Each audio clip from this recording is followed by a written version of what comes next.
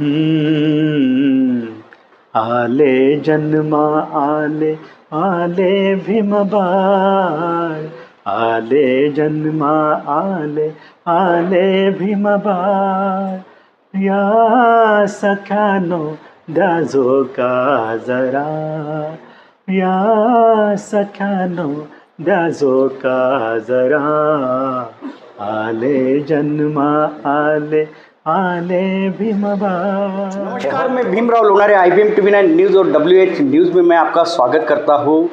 हमारे इस दोनों चैनल के माध्यम से हम एक विशेष व्यक्ति की एक विशेष मुलाकात लेते हैं।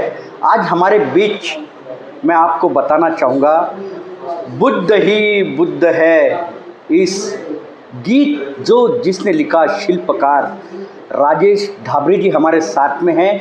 इस गीत को गाया था सोनू निगम जी ने और काफ़ी चर्चित गीत है। आज भी अगर बुद्ध जयंती रहे या अंबेडकर जयंती रहे तो बुद्ध ही बुद्ध है, ये गाना बजता ही है। इनके जो शिल्पकार है राजेश ढाबरे जी हमारे साथ में, हम उनसे चर्चा करेंगे। राजेश ढाबरे जी, आपका हमारे दोनों चैनल में बहुत बहुत स्वागत है। और सबसे पहले मैं क्रांतिकारी जय भीम करूंगा। मैं आपको, आप एक कस्टम अधिकारी हो और कस्टम अधिकारी और एक यानी एक अच्छे गायक भी हो, यानी किस प्रकार से ये तालमेल करते रहता है आपका? ये कस्टम अधिकारी मैं बाद में हूँ, मैं कलावंत पहले हूँ, ऐसा मैं कह सकता हूँ। तो ये तालमेल बहुत ही नैसर्गिक और बहुत ही प्राकृतिक है। और मैंने अपनी कला को, जो भी मुझे उपजत है, उसको हमेशा संजोया है, उसको बढ़ावा दिया है। भले ही मैं इंडियन सिविल सर्विसेज के एग्ज़ाम है, इसके एग्ज़ाम 9 में पास हो गया। 2000 बैच का मैं इंडियन रेवेन्यू सर्विस ऑफिसर हूँ। उसके पहले भी मैंने काफ़ी सारी नौकरियाँ की हैं, लेकिन मैं जो मेरी कला है उसको बढ़ाने की मैंने कोशिश की, उसको बढ़ावा देने की कोशिश की, और क्या अच्छा कर सकता हूँ, क्या नया कर सकता हूँ, इस पर मैं लगा रहा हूँ। तो मेरा बैलेंस बहुत नेचुरल है। सर, आप एक इतने अच्छे गायक भी हो, और लेकिन जो गायक है, आज के गायक है, उनकी व्यथा अगर आप सुनोगे तो बहुत ही गंभीर है। कोरोना कार्यकाल में हमने देखे कि उनके खाने यानी परिवार का गुजारा कैसे करे, ऐसी स्थिति निर्माण हो गई थी। और विशेष करके जो ऑर्केस्ट्रा के जो कलावंत है, जो कलाकार है, उनकी बहुत ही यानी स्थिति बहुत गंभीर थी और आज भी है। क्या कारण क्या है ऐसी? क्यों ये ऑर्केस्ट्रा जो पहले जो चलन था आज क्यों लुप्त होती दिखाई दे रहा है? उसके कई कारण हैं, और जैसा आपने कहा कि गंभीर और विकट समस्या है, और ये मामला हमारे दिल के करीब होना चाहिए। अगर हमने एक ज़माने में हमारे रिलेटिव्स ने, माँ बाप ने, अंकल्स ने ये एंजॉय किया है ऑर्केस्ट्रा कल्चर, तो हम सब ने इस विषय पर ध्यान देना चाहिए। पहली बात तो जैसा कि हम देखते हैं कि आज के ज़माने में एक डिजिटल कैरोके ट्रैक्स का कंसेप्ट आ गया है, कॉर्पोरेटाइजेशन ऑफ म्यूज़िक हो गया है, जिसमें कुछ ही चेहरे आगे आते हैं, और वेरियस फॉर्म्स ऑफ एंटरटेनमेंट आ गए हैं। हमारे वेब सीरीज़ हो गए हैं, ऐप्स आ गए हैं, चैनल्स भी बहुत सारे आ गए, टीवी में भी इंटरनेशनल दायरा भी खुल गया है एंटरटेनमेंट का। तो इतनी भरमार हो गई एंटरटेनमेंट की, तो उसमें जो लाइव ऑर्केस्ट्रा का कंसेप्ट, शायद लोग उसको आउटडेटेड कहते हैं या अनरीज़नेबल कहते हैं, इसकी वजह से वो पीछे पीछे जा रहा है। लेकिन मैं समझता हूँ कि ऑर्केस्ट्रा कलाकार एक रियल कलाकार है, एक जेन्युइन कलाकार है, और बहुत ही ईमानदारी से, बहुत ही सिंसियरली इन्होंने इस संगीत जगत की सेवा की है। तो उनके लिए सोचना बहुत ज़रूरी है।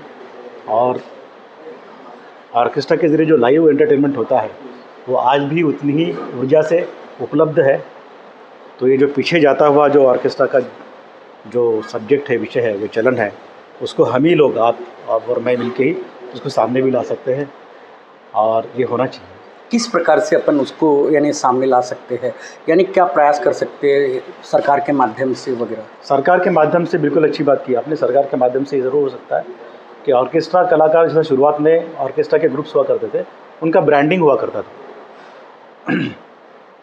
ब्रांड्स होते थे, उसमें आप उनके set female singer voice of Kishore रहेगा, वॉइस ऑफ रफ़ी साहब रहेंगे, वॉइस ऑफ मुकेश रहेगा, एंकर रहेगा, गिटारिस्ट रहेगा, कीबोर्डिस्ट रहेगा, तबला ढोलक, एक पूरा सेट, एक पूरी इकोनॉमी, इंटरडिपेंडेंस इकोनॉमी उसकी चलती थी उनकी, और एक ब्रांड था उनका। तो चूँकि कलाकारों को वो ऑर्केस्ट्रा कल्चर जैसे जैसे पीछे होता गया, वैसे से आज वो ब्रांडिंग भी ख़त्म हो गई है और अभी कलाकार जहाँ काम मिला वहाँ जाता है, लेकिन है वो ओरिजिनली ऑर्केस्ट्रा कलाकार। मैं चाहता हूँ कि ये जो कलाकार है, जो जेन्युइन ऑथेंटिक कलाकार है, वो इसने सरकार ने उनको रियल कलाकार जैसा आइडेंटिफाई करना चाहिए, रिकग्नाइज़ करना चाहिए और उनको साल भर किस तरह से काम मिले, इसकी कोई उपाय योजना निर्माण करनी चाहिए। किस प्रकार से नोन करना चाहिए? लेकिन अभी ऑर्केस्ट्रा का काफ़ी, यानी पूरे महाराष्ट्र में देखें तो काफ़ी ऑर्केस्ट्रा है और हमारे नागपुर में कादर जैसे ऑर्केस्ट्रा के भी कलाकार है। कई कलाकार तो गुजर गए, उनका देहांत हो गया, लेकिन अभी जो कलाकार है किस प्रकार से यानी उनका यानी गुजारा हो सके, सरकार से मानधन उन्हें मिले, तो क्या यानी उनके लिए क्या कर सकते हैं अपन, किस प्रकार से कर सकते हैं? हाँ, इसमें दो बातें हैं। एक तो जो कलाकार जो परफॉर्म कर सकते हैं, जो अभी भी बजाने के ऊर्जा में है, सेहत में है, टैलेंट में है, और एक कलाकार जो वयोवृद्ध हो चुके, जो अभी परफॉर्म नहीं कर पाते, तो मानधन या पेंशन उनको लागू रहेगी। सरकार ने करना चाहिए। हाँ, जिस तरीके से भी बने, जैसे लोग केंद्र सरकार और राज्य सरकार सबके पास अपना बजट वो निधि भी होता है ना, ऐसे बिल्कुल समाज कल्याण विभाग में भी निधि होता है, सांस्कृतिक विभाग में भी निधि होता है। एग्जैक्टली। तो उस पर विचार किया जा सकता है। उसका जो एक मानक है, उसके बेंचमार्क पैरामीटर्स डिसाइड करके उनको जैसा लोक कलावंत के लिए इन्होंने किया है, वैसा ऑर्केस्ट्रा कलावंत के लिए भी करना चाहिए, ऐसा मेरा मानना है, ऐसा मेरा निवेदन है।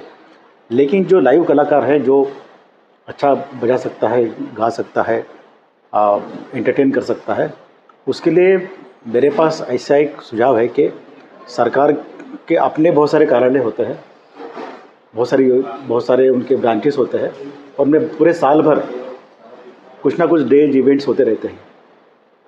तो वो भी कैलकुलेट किया जाए तो 1000-2000 प्रोग्राम मेरे ख्याल से छोटे मोटे लेवल पे आजकल तो इवेंट का एक ज़माना है, कोई भी छोटी चीज़ है। आपका ये कहना है कि कल्चरल जो विभाग है, हाँ, स्टेट गवर्नमेंट का हो गया या सेंट्रल गवर्नमेंट का हो गया, उनके माध्यम से उनको साल भर में यानी काम मिले। सरकारी जो प्रोग्राम्स है, छोटे मोटे जो ऑर्केस्ट्रा, सरकारी जो इवेंट्स होते हैं, तो उनकी नोंद कैसे होना चाहिए? यानी सरकार की इसमें नोंद होना जरूरी है ना, तभी तो उनको फायदा होगा। सही बात। नहीं, उसके लिए क्या है? उसके लिए कोई फॉर्मेट हम बना सकते हैं, उसके लिए कुछ टेस्टिंग कर सकते हैं, कुछ जैसा अगर ऑर्केस्ट्रा कलाकार को आपको अगर आइडेंटिफाई करना है तो उसके कुछ मानक, कुछ उसके बेंचमार्क, कुछ उसके क्राइटेरिया है ना, निकष, ये डिसाइड करके उस निकष पे जो खरा उतर रहा है उसको रजिस्ट्रेशन मिलेगा, है ना, और वो उस निकष पे फिर उनको काम मिलेगा। अभी उन्होंने अगर उम्र के अपने 10-20-25 साल उन्होंने वहाँ पे डाले हैं, एक नामांकित अच्छा हाथ है, कलाकार अच्छा है, कलावंत अच्छा है, टैलेंट है, कुछ उसके पास एविडेंसेस है, कुछ लाइव टेस्ट वो कर सकते हैं, ऐसा करके उनका रजिस्ट्रेशन होगा। और उनको अगर उनका रजिस्ट्रेशन हो जाने के बाद सरकार के पास एक पूल ऑफ टैलेंट अगर है, तो उनके पास जो भी प्रोग्राम्स होते हैं उन सबको धीरे धीरे साल भर वो काम दे पाए, छोटा मोटा मीडियम लेवल का प्रोग्राम वो नहीं। हमने वैसे यानी आपने वैसे एक युवा रचना रेडी की है क्या? यानी अभी कैसे ये डिजिटल युग है और कराओके के माध्यम से लोग गाना गा रहे हैं, लेकिन जो खास कलाकार जो है ऑर्केस्ट्रा के माध्यम से जो अपना कला का प्रदर्शन करते हैं, आज उनकी तरफ अगर हम देखते हैं तो भूखमरी यानी भूखमरी समान एक वातावरण हो गया, परिवार का गुजारा कैसे करे ऐसी स्थिति निर्माण हो चुकी है उनको। सही बात। तो आपके माध्यम से यानी किस प्रकार से वो करोगे, थोड़ा स्पष्ट कीजिए आप। मेरा माध्यम और आपका माध्यम भी इसमें ज़रूर आएगा, क्योंकि प्रचार माध्यम का और प्रसार माध्यम का बहुत बड़ा योगदान मैं समझता हूँ, क्योंकि किसी एक आदमी का काम नहीं होगा ये। इसके लिए सरकार ने इनको अगर कलावंत करके अगर आइडेंटिफाई किया है, उसके बाद सारी बातें आती हैं। अगर आपने इस कलावंत को सरकार के मदद की ज़रूरत है, ऐसा एक बार अगर निर्णय हो जाता है तो उसके बाद उसके निकष, जो पैरामीटर, जो फॉर्मेट, जो क्राइटेरिया या स्क्रीनिंग टेस्ट बोलिए या कुछ बोलिए, वो डिज़ाइन किया जा सकता है।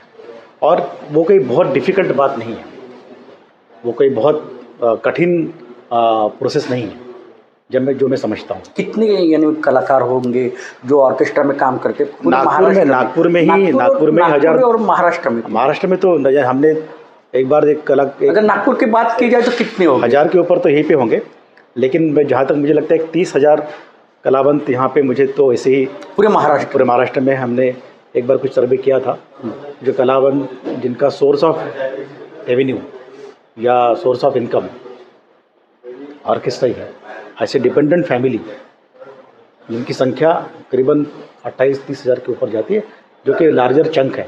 लेकिन कलावंत की अपनी एक पोजीशनिंग होती है, कलावंत का रोल बहुत बड़ा होता है। जैसा मैंने कहा था कि ऑर्केस्ट्रा के ज़रिए सिरे संगीत को प्रसिद्ध करना, लोकप्रिय करना, ऑर्केस्ट्रा में बहुत सारे कलावंत को एक साथ प्लेटफॉर्म देना, अपॉर्चुनिटी देना, पैसे देना, ठीक है, लोगों का एंटरटेनमेंट करना, क्लीन एंटरटेनमेंट करना। उसके साथ जो डिपेंडेंट इंडस्ट्री है, लाइट, साउंड, स्टेज, ट्रांसपोर्टर, ये सब डिपेंडेंट इंडस्ट्री, जो एंसिलरी इंडस्ट्री बोल सकते हैं, ये सब एक पूरा एक इकोसिस्टम है। सर, हमने देखा है कि केंद्र सरकार का जो सांस्कृतिक विभाग है या राज्य सरकार का जो सांस्कृतिक विभाग है, वहाँ पे कलाकारों को मानधन देने के लिए जब यानी मानधन रहता है उनका, लेकिन वो बांटने के लिए आनाकानी होती है। जिस कलाकार के पास में वो मानधन जाना चाहिए वो जाता नहीं है, और जो जिनको ज़रूरत नहीं है वैसी लोगों को यानी मानधन दिया जाता है। तो क्या लगता है आपको कि ये जो सांस्कृतिक विभाग का जो निधि होता है, इसका सही तरीके से उपयोग होना चाहिए, इसलिए आप क्या प्रयास करोगे? नहीं, ये ज़रूर कहीं ना कहीं सच होगा कि इस तरह का मिसगिविंग्स और ओमिशन होते होंगे, लेकिन मुझे नहीं लगता कि सरकार अपनी तरफ से करती है। उसमें प्रोसेस में अगर कोई करेक्शन की ज़रूरत है तो सरकार इसमें ज़रूर करेगी कि कहाँ कोई बंटवारा में या कहीं इसमें गलतियाँ हो रही है, तो ये सरकार के अगर हम ध्यान में ला के देते हैं तो उसमें ज़रूर करेक्शन, क्योंकि सरकार लोगों के लिए है, कलाकारों के लिए। अगर उन्होंने कुछ स्कीम निकाली है तो उसका जो इम्प्लीमेंटेशन है वो भी अच्छे तरीके से, और अगर उसमें कुछ गलतियाँ हो रही हो या कुछ डिलेज़ हो रहे हैं तो वो उनके ध्यान में ला के देने से वो करेक्ट करेंगे, ऐसा मेरा विश्वास है। रही बात मेरी, तो मैं चाहता हूँ कि ये मुद्दा, ये विषय को मैं हाईलाइट कर रहा हूँ, लेकिन ये काम किसी उनके इस क्षेत्र में जो काम करती है कोई एनजीओ करे या कोई इनका एसोसिएशन बने, इसके ज़रिए ये सरकार के तरफ या प्राइवेट सेक्टर के तरफ या समाज की तरफ ये बात आगे बढ़े, ताकि सब लोग इसको एक संवेदनशील के भाव से, सेंसिटिविटी के भाव से इसको देखें और ऑर्केस्ट्रा कल्चर को फिर से ज़िंदा करें। ऑर्केस्ट्रा कल्चर को ज़िंदा करना बहुत ज़रूरी है, क्योंकि उनके कई कलाकार हैं जो आज भी आर्थिक स्थिति से गुजर रहे हैं। उनका जो गुजारा होना चाहिए वो गुजारा नहीं हो पा रहा। और हमने देखे कि अभी जैसे कोई त्यौहार अगर आता है तो उनको आजकल जो जिस प्रकार से यानी उनको स्टेज मिलना चाहिए वो स्टेज नहीं मिल पा रहा है। एक प्लेटफॉर्म तैयार होना चाहिए इनके लिए, ऑर्केस्ट्रा वालों के लिए जो कलाकार है। तो उसके लिए आप एक क्या ब्लूप्रिंट वगैरह क्या तैयार करने वाले? ब्लूप्रिंट, एक तो पहले ये विषय को कोई गंभीरता से ले। ब्लूप्रिंट का पहला स्टेज है ये, और इनका एक सर्वे किया जाए ताकि आप रियल जो ग्राउंड रियलिटी है उस पर पहुँचे, हम स्टैटिस्टिक्स क्रिएट करें। तीसरा कि कैसे लोगों को इन लोगों को किस तरह से हेल्प की ज़रूरत है, काम या मानधन, इसके पर सर्वे होना चाहिए। चौथा, कोई डिजिटल प्लेटफॉर्म हम क्रिएट कर सकते हैं, जो कि जिसकी शुरुआत हमने की है, जिसमें ये डिजिटली एनरोल हो, उसकी कला का डिस्प्ले हो, और आम जो लोग हैं जो घर में birthday, get together, marriage function, ये हर घर में कुछ ना कुछ फंक्शन होता है, रिटायरमेंट से लेके तो फ्रेंड्स गेट टुगेदर तक। इन सब में इन सबको ये कलाकार दिखे, और ऐसे सोशल इवेंट्स के लिए भी ये लगातार ये कलाकार जो आपके माध्यम से आप क्या करेंगे इन कलाकार के लिए? हमने एक ऐप का सोचा है, एक कलावंत ऐप करके हमने सोचा है, फाइंड योर कलावंत करके एक ऐप का हमने जरूर सोचा है, और उस पर ये कलावंत अपना प्रोफाइल इम्प्लीमेंट भी होना चाहिए ना। हाँ, वो डिजिटल के लिए थोड़ा समय लगता है, लेकिन 50% हमारा काम हो गया है। उसके लिए टीम बैठेगी, और वो एक ऐसा प्लेटफॉर्म रहेगा जहाँ जहाँ एक कलावंत अपने आप को रजिस्टर करेगा, अपना प्रोफाइल डालेगा, उसका जॉनर डालेगा, उसका छोटा मोटा वीडियो भी होगा, और वो वीडियो देख के फिर लोगों के पास जब वीडियो जाएगा, ये जो वेबसाइट को हम लोग प्रमोट करेंगे, पॉपुलराइज़ करेंगे, तो पॉपुलराइज़ करने के बाद जब जिसको भी कोई फंक्शन के लिए कोई भी किसी भी तरह से आर्टिस्ट है, वो आर्टिस्ट वेबसाइट पर उसको मिलेगा, he can book his artist eight a very reasonable cost and a good artist. तो इसके क्या हो जाएगा कि आर्टिस्ट को भी काम मिलेगा, और जो सोशल इवेंट्स है, सोशल फंक्शन जो बहुत भारी संख्या में होते रहते हैं, हर महीने कुछ ना कुछ, सबका बर्थडे कुछ ना कुछ तो आता ही है ना। आजकल इवेंट्स करने की बड़ी आदत है लोगों को, तो ऑर्केस्ट्रा के लोगों को वो काम दे ऐसे इवेंट्स में, और कुछ उपजीविका का साधन उनको मिले, ये मेरी इच्छा है। सर, मैं ये तो हो गई ऑर्केस्ट्रा के कलाकारों की बात। मैं आपके बारे में वैयक्तिक में आपको पूछना चाहूँगा कि आप एक बहुत अच्छे गायक भी और एक गीतकार भी हो, अच्छा गीत भी लिख लेते हो आप। अभी कोई एल्बम आ रहा है क्या आपका? यानी अभी तक के तो बहुत अच्छे गीत आपके प्रसिद्ध हो गए, पूरे देश में चल रहे हैं, और देश में ही नहीं तो विदेशों में भी, जो बुद्धिस्ट कंट्री है उसमें बुद्ध ही बुद्ध है, वो गाना बहुत चल रहा है आपका। तो अभी और कोई एल्बम वगैरह? अभी उसके बाद मैंने सिंगल्स निकाले हैं बहुत सारे। अभी एल्बम का भी कल्चर कम हो गया, देखिए। एल्बम का भी बराबर बोले आप। पहले कैसेट थी, वो बंद हो गई, फिर सीडी आ गई, वो बंद हो गई, फिर पेन ड्राइव आ गया, वो बंद हो गया, अभी यूट्यूब आ गया। अभी मोबाइल पे आपको सारे म्यूजिक आप देखो, उसका जो गाना चाहिए वो बाय पेमेंट और अदरवाइज। तो बहुत सारा बदलाव होते रहता है, ट्रांसफॉर्मेशन होते रहते हैं। इन सबका मुकाबला कलावंत ने कड़े से करना चाहिए और अपने आप को अपडेट करना चाहिए। तो सिंगल्स का ज़माना आ गया, तो पिछले 2 सालों में मैंने 3-4 सिंगल्स निकाले हैं। उसमें आले जन्म आले भीमबाड़, ये बाबा साहब का बर्थडे सॉन्ग है, वो रिलीज़ किया है, श्रेया घोषाल ने गाया है मराठी में। और एक तेरे संघर्ष का ये एक ही इतिहास शंकर जी ने गाया, शंकर महादेव ने, वो रिलीज़ किया है मैंने। ये 2 गाने मैंने रिलीज़ किए हैं। और अभी एक मैं बुद्ध जयंती के लिए गाना मेरा रेडी हो रहा है, और एक सम्राट अशोक पर मैं गाना कर रहा हूँ, तो जो कि आने वाले 2 महीने में रेडी हो जाएगा। अभी हाँ, अम्बेडकर जयंती वगैरह है, तो कुछ आ रहा है क्या कोई आपका गीत वगैरह? अम्बेडकर जयंती पे नहीं आएगा। अम्बेडकर जयंती पे जो मेरे पुराने गाने हैं उस पर एक वीडियो हम रिलीज़ करेंगे। कौन सा वीडियो है ये? हाँ, आले जन्म आले बाढ़ पर ही हम लोग एक वीडियो रिलीज़ करेंगे। अच्छा, मराठी है। कब तक के रिलीज हो जाएगा वो? हाँ, गाना तो ऑडियो गाना रिलीज तो है, वीडियो हो जाएगा, उसी दौरान हो जाएगा 14-15। अच्छा, उसमें क्या डांस वगैरह है क्या कोई? नहीं, वो देखते हैं, आइडियाज़ ले रहे हैं, बिकॉज वो एक रियल कैरेक्टर लेके करना है, तो let us see how it happens. वो हम उसका वीडियो, प्रॉपर वीडियो जारी करेंगे। और बाकी मैं इसमें काम करते रहता हूँ, तो जैसे ये आता है, थॉट आता है, वैसे हम क्रिएट करते हैं। क्या मैसेज देना चाहोगे जो हमारे जो ऑर्केस्ट्रा के कलाकार हैं, उनको क्या मैसेज देना चाहोगे? ऑर्केस्ट्रा कलाकारों को मैं कहना चाहता हूँ कि अपनी कला को और निखारे और अच्छा करे, उस पर विश्वास रखें, अच्छे दिन आने वाले हैं। क्योंकि ऑर्केस्ट्रा हमारे समाज की एक बहुत बड़ी, मनोरंजन की बहुत बड़ी ज़रूरत है। ऑर्केस्ट्रा जिस तरह से full of energy, full of power performance देता है, वैसा कोई भी प्लेटफॉर्म दे नहीं सकता। स्क्रीन पे आप मूवी का गाना स्क्रीन पे एंजॉय कर सकते हैं, लेकिन जो अंदरूनी मज़ा है, जो रिलेशन होता है सिंगर और इसके साथ, वो सिर्फ लाइव में मिलता है। तो ऑर्केस्ट्रा के लिए अच्छा प्लेटफॉर्म क्रिएट करके उनको पुराने जो उनके गोल्डन डेज थे उनको वापस लाने की कोशिश हम करेंगे। तो अपने कला को और इम्प्रोवाइज़ करते रहे, अच्छा करते रहे, और जो नवोदित कलाकार हैं उनको भी बढ़ावा देते रहे, उनको प्रोत्साहित करते रहे, ये मेरा निवेदन है। और निश्चित ही सर, आपका बहुत आपने अपना कीमती समय हमारे दोनों चैनल के दिए, इसलिए आपको बहुत धन्यवाद कहूँगा। सर, आपका बहुत धन्यवाद जो हमारे दोनों चैनल में आप आए। लेकिन हमारे दर्शक आपकी एक आध गीत, आपके गाना आपके सुनना चाहते हैं, आपसे सुनना चाहते हैं हमारे दर्शक। गाने के लिए तो मैं रेडी, आपका जो मनपसंद होता है गीत अगर नहीं, मैं अभी जो गाना जो रिलीज़ किया था, हाँ, तो वही मैं 2 लाइन गाता हूँ, ये 2 ही लाइन है उसमें। आले जन्मा आले भीमबाळ, आले जन्मा आले भीमबाळ, या सख्यानो द्या झोका जरा, या सख्यानो द्या झोका जरा, आले जन्मा आले भीमबाळ। बहुत अच्छा, इतना सुंदर गीत गाया आपने। और मैं बताना चाहूँगा, अभी महामानव डॉक्टर बाबा साहब आम्बेडकर जी की अभी जयंती है और इस जयंती के उपलक्ष्य में आपने सुने अभी जो गीत गाए, उन्होंने बहुत सुंदर ऐसे गीत गाए। और मैं आपको बताना चाहूँगा कि जो ऑर्केस्ट्रा के जो कलाकार हैं उनकी व्यथा को उन्होंने बहुत करीब से देखे है और उनके लिए वो एक प्लेटफॉर्म तैयार करना चाहते हैं कि उन्हें, मैं बताना चाहूँगा, उन्हें साल भर में 2 कार्यक्रम तो भी मिले, यानी उनका गुजारा हुए और उनका परिवार चलते रहे।